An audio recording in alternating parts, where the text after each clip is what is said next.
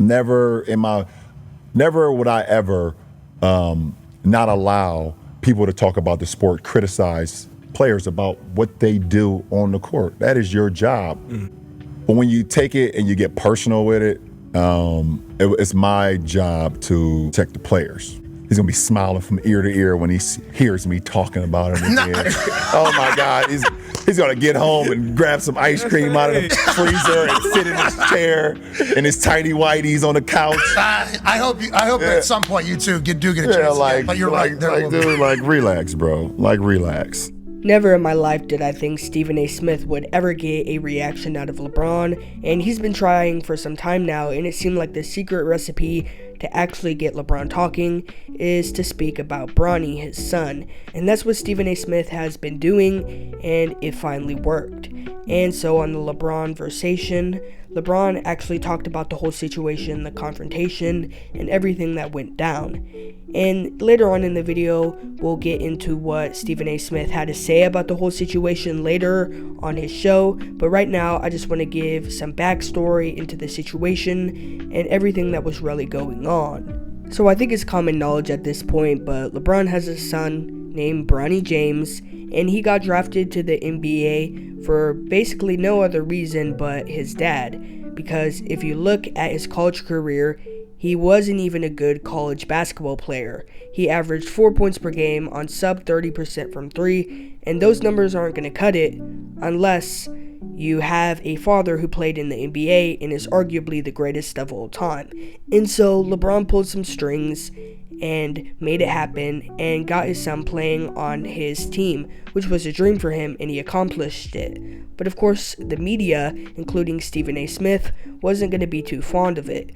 So Stephen A. Smith had been talking negatively about the whole situation and even addressed it on national television. Pleading with LeBron James as a father, stop this. Stop this. So this is a comment that I think upset LeBron the most. Stephen A. Smith here was framing it like LeBron was being a bad father by pulling strings to get Bronny into the NBA, even though he probably didn't deserve it. And when you go there, it makes it personal. And whether you think Stephen A. Smith was trying to make it personal or not, maybe you think Stephen A. Smith was just trying to report on Bronny James and was just doing his job. But for me personally, I think Stephen A. Smith has a personal issue with LeBron. ESPN, if you watch a show, they might have 10 segments literally talking about LeBron and the Lakers. And it makes sense. LeBron is the greatest basketball player of all time, even though Stephen A. Smith doesn't think that. And so a lot of focus is going to be on him. Plus, LeBron is on a big market team. He's on the Lakers, and that's a very storied franchise, so it makes sense that he's going to be talked about. But Stephen A. Smith, on the other hand, was highlighting Bronny a lot, even though Bronny wasn't even a first-round pick. And so I think that's another issue that LeBron had. It's like, why is Bronny getting so much attention when there are other rookies to talk about? There are other people to criticize, and you saw at the beginning of the video where he says it's okay to criticize players, but when you make it personal, that's where I have an issue. Things got so bad that LeBron confronted Stephen A. Smith when he was sitting courtside at a Lakers game, and LeBron didn't look too happy about it, and he's all up in Stephen A.'s face, so of course the video goes viral. Next day, Stephen A. is on his show talking about how he didn't want to talk about the confrontation, but because it was trending, his bosses at ESPN told him he had to talk about it. At that point, I'm interested in what he's going to say. Is he going to be respectful, or is he going to speak his mind? Turns out he took the respectful route. He said that LeBron wasn't coming to him as a player, but a father, which basically means he's just trying to look out for Bronny, which is fair. But then Stephen A. does a complete 180, goes on Gil's Arena, and has a whole different energy about the situation. Then I hear him start talking about how LeBron confronting him was weak. And I'm like, what?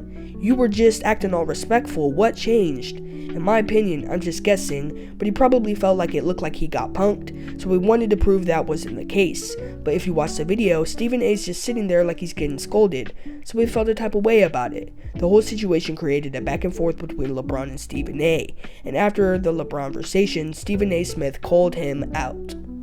And I just want to say for the record, LeBron James is full of it. And in this particular instance, as it pertains to his son, he is a liar. And he went on national television today and he lied again. What a way to start off the show by calling LeBron a liar. That's a great way to grab a viewer's attention, and that's always been the goal with Stephen A. If you can't tell by now, he's gonna keep talking about the situation because it gets him viewership. But the internet is a funny place. In order to stay relevant, you have to continue to do more and more. Every video, you have to raise the stakes.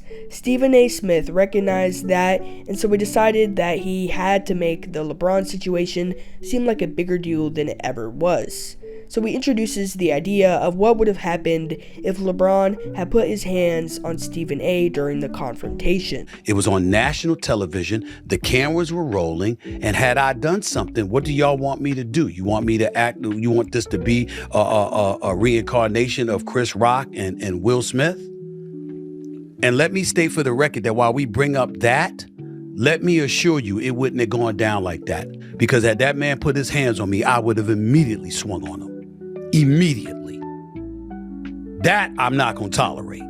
I don't know where Stephen A. got the idea that he would swing on LeBron, because for one, if he did do something like that, he's easily replaceable. LeBron, on the other hand, is not.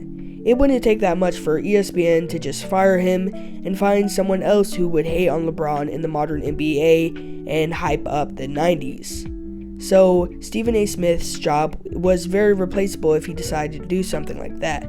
On the other hand, he's also at a physical disadvantage compared to LeBron. LeBron is 6'8", 250 pounds, and Stephen A. Smith is a little bit over 6'1". So there's no world where he's winning that fight. And the fact that Stephen A. is even introducing the idea of fighting LeBron is just embarrassing. Remember, Stephen A. is a guy who was saying that it was unprofessional for LeBron to just confront him instead of just having a sit-down conversation. So in the same breath, Stephen A. will say we should have had a sit-down conversation, but then he's talking about fighting LeBron. It doesn't make any sense. He should choose one. He's either going to say that they should act civilly and just talk about it, or that they should fight. And I would definitely say, for Stephen A.'s sake, they should just have a conversation about it. That's what I would love to see. I'd love to see a sit down between him and LeBron, and they just talk about everything that had occurred.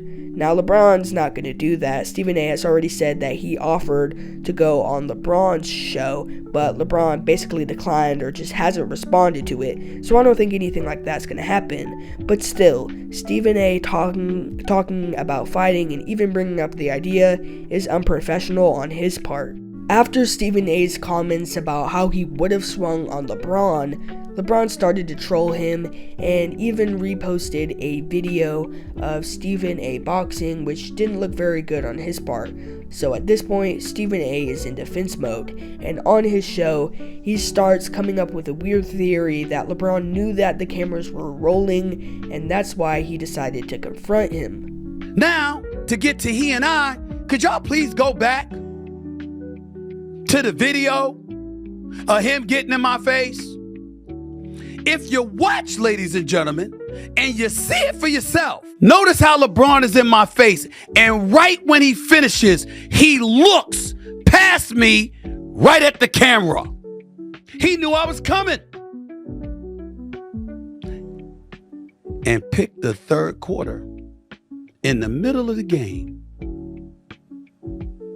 to say what he has to say to make sure the camera's rolling, and to then look at the camera after immediately saying what he said to me, with me having no chance to respond. The next time Stephen A. wants to come up with another theory, like the theory that he suggested, that LeBron only confronted him because there was the cameras rolling, he should just do his research, because the person who recorded that video was The Flight Mike. That's a YouTuber, and LeBron doesn't know that guy. So the whole idea that Stephen A. was right and LeBron had a personal camera guy or whatever, or he knew that people were going to be recording and so he confronted him, that's just false. That is completely debunked. LeBron just saw Stephen A. and couldn't help but confront him. it wasn't as malicious as Stephen A is trying to make it seem. I know I've talked a lot on the side of LeBron. I think it's only right that I give credit to Stephen A. He has a lot of good points too. He's right when he says that it's LeBron's fault that Bronny is receiving so much criticism. If LeBron hadn't made it so obvious that Bronny was drafted purely because of nepotism, maybe the media would be less on his back. Remember, nobody forced LeBron to say that Bronny was better than a lot of NBA players. He said that on his own. Nobody forced LeBron to tell teams that he'd play for anybody as long as they drafted his son. That was LeBron's decision. At the same time, I feel like the media did hyper-focus on the whole situation. I'm not always perfect, but this is my first video ever talking about Bronny, so I've been fair in that regard. Stephen A, on the other hand, was pretty negative about Bronny, whether he wants to admit it or not, because now he's starting to backpedal and act like he always supported Bronny, which isn't true. I remember when he was playing lowlights in the background of Bronny while talking about the Lakers. That's unnecessary. Bronny isn't even a meaningful rotation player, yet he's getting all the spotlight. That's too much. So both Stephen A and LeBron have some good points. But what do you think? Are you on LeBron's side or Stephen A's side? Tell me in the comment section below. Until next time, peace.